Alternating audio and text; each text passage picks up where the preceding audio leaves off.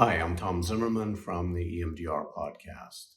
This episode, I'm going to try to make the case that Flash is a really good self care strategy for therapists. And I know, self care is all the rage. I want to talk about maybe why Flash approaches might be different than a lot of the self care that you may already be doing. I've made the case elsewhere that Flash is also for the healthy. It's not just for the pervasively traumatized clients. It is for all of us. If this is a way that humans can really reliably, safely, quickly, easily heal, we all need to be doing it. So, one of the best ways to learn anything is to learn it from the inside. So, if you can make this a practice, I'm going to make the case that this isn't exactly a mindfulness practice the way other things are, although it does build on several core mindful skills. Um, Related to Flash not being a resource, and I'm going to put that podcast in the chat as well. So while Flash is not a resource, then I'm going to describe differences between resources and actual ways to facilitate the permanent movement of stuck information. We can use it like a resource. It can plug in where you're already doing resourcing. So, and part of what I mean by that is that when we use a resource, typically resources are good for dispelling stress out of the body. Right? I think of it like a pressure relief valve. It's going to get some stress out of the body. If we're using resources with actual trauma triggering, right? What that can help do is it can help stop us from feeding that activation, right? Resources can help our body calm down. They can help our mind quieten down. And then that activation may not be pretty constantly and consistently fed, which may let it get reconsolidated back into the limbic brain where it's seeped. So the reason I say Flash isn't a resource is that resources are pretty good at facilitating the reintegration of the traumatic memory into your limbic brain, where it is stored as a type of symbolic gasoline, right? To seep out the next time it's triggered. Flash does something remarkable, as do all transformational trauma therapies. Flash will make the gasoline something that will not burn. It will replace the gasoline with something that will not burn for that particular thing. So, in a very, very broad way, the case I'm making is that on an extreme, stuck information may be trauma. That's practically the definition of trauma, is that it's stuck information. But stuck information is a very broad category, right? That may not involve trauma. It may involve simply somewhere that you're stuck, or somewhere that you're kind of spinning, or somewhere that you're ruminating, or somewhere that you may be trying to figure things out in a particularly urgent way. And Flash, as a way of helping to facilitate stuck information, can be very, very helpful. So first, what I'm talking about is the 4 blinks version of Flash. Different versions of Flash rely upon different qualities and different elements. So everything I have to say here relates to the 4 blinks version of Flash. It may relate to other versions, but again, what I know inside and out is this version. So that's what we're going to focus on. So this version of Flash relies on ultra light activation.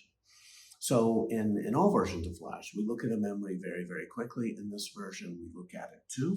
And again, I've talked about ways you may be able to use a beanbag as a timer, right? So we're going to look at the memory only when the beanbag is in the air. And then whatever it is that's distressing, we're going to pivot away. So ways you might do that if you're working on non-trauma, but yet just kind of distressing information, and you're doing this as a practice.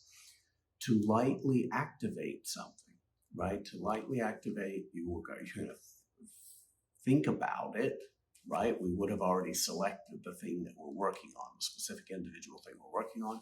You're going to think about it for just a moment, then whatever activation comes in that millisecond or cluster of milliseconds, you're going to push it out of awareness. Now you can do that by scooping it up, seeing it go into your container, seeing your container go away. If you're doing this as a self-practice and you're a relatively healthy person, then one thing you might do is you might use this as your timer. Think about what was, evaluate that memory when the beanbag's in the air. Whatever's distressing, you can just do a motor movement, right? Just push it away symbolically. We're sending a message to parts of ourselves. Whatever that is, we've identified it, we're pushing it away, we're not going to follow it, okay? And then we're going to go into our calm scene. And I recommend you have an iPad or a tablet with your calm scene video playing. And I know therapists will often say, well, I have a really, really good imaginary calm scene. And I hear you, and that's fine. But I recommend that you outsource the calm scene to a video, because you're going to be going into this video very, very, very briefly for probably hundreds of times. So there's a mental and cognitive tax to loading up your calm scene over and over and over. So I highly recommend that you find a video on YouTube that you use as your calm scene. Okay? Now, while you're in your calm scene, for roughly 30 seconds at a time, you don't need to set a timer. Nothing magical happens at 30 seconds. You can do this for about a minute, and that is fine. Roughly every 5 seconds, you're going to want to either blink, right? Blink a couple of times really quickly, or just look away. You can put a Post-it on the wall, right? Look away and then look right back at your calm scene. What we're doing is we're generating, each time we either blink or we look away and we look back, we're generating a new exposure to the calm scene. So the micro slice of the memory, which has been brought into working memory, the rest of the memory is staying on this side, this other side of the door. This micro slice of the memory is met with disconfirming information. Okay? And then you know what we do? We go right back, get the next piece, push it away, play our calm scene, really jump into that calm scene every 5 seconds, either blink or look away. Do that for a duration of about 30 or 40 seconds, it doesn't matter. And do that until after a little bit of time, this is going to be too fast. After a little bit of time, you're going to throw it up and it's going to be way too fast. So you're going to need to actually play a little bit of that calm scene to find what's distressing. And then when you find it, push it away, load up your calm scene, and then be in your calm scene for 30 seconds or so, and then just look away every 5 seconds for about half a second and go right back into your calm scene. Or blink, right? Blinks are a motor movement designed to disrupt concentration on your calm scene. Looking away is a motor movement designed to designed to produce a new exposure to the calm scene. They do the same thing in this version of Flash. So again, we're going to pick a memory or an issue or something that we're going to target. Ideally, the more specific you can make it, the better. Okay, we've identified it. Okay, once we identify it, ideally you have your calm scene already up and running. And then once you do, get a little bit of distress from it. Just a little slice of distress. Okay. Catch it, contain it, push it out of your awareness, or just do a motor movement, push it out of your awareness, load up your calm scene. By load up your calm scene, I mean just look at your calm scene, right? So what I'm saying, and again, I don't know how to make this any simpler than this. Humans know how to heal in incredibly simple ways.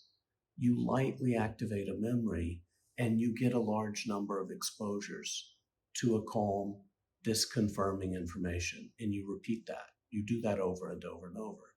So that is truly remarkable. That is a very, very powerful way to process stuck information, whether that stuck information is childhood sexual abuse or it's your boss being in a bad mood and you got a memo that you're trying to interpret. So stuck information, again, exists on a broad continuum. Flash approaches are very, very good for helping us process and move stuck information of all types. So again, this is insanely simple. If you're overactivating, if things are showing up in your body, use the ShopVac resource. There's a description of it in the script. We do it in all of the trainings that I do. You'll find videos of it on forblinks.com. But also, a lot of body activation is a sign of overactivation. So it's a sign that you're doing this, you're throwing this up, and you're continuing to think about the memory longer than you should. So try to avoid that. Try to not figure anything out. Micro slice, container, push it out of your awareness. Calm scene blinks. Humans are able to heal this simply if we can get out of our own way, right? If we can set aside for a moment the opinions of all of our parts who say how we need to heal, if we set aside Freud, who said that we had to have a catharsis to heal. This is a way that humans can heal incredibly, incredibly easily. Our clients deserve to do it, and so do you.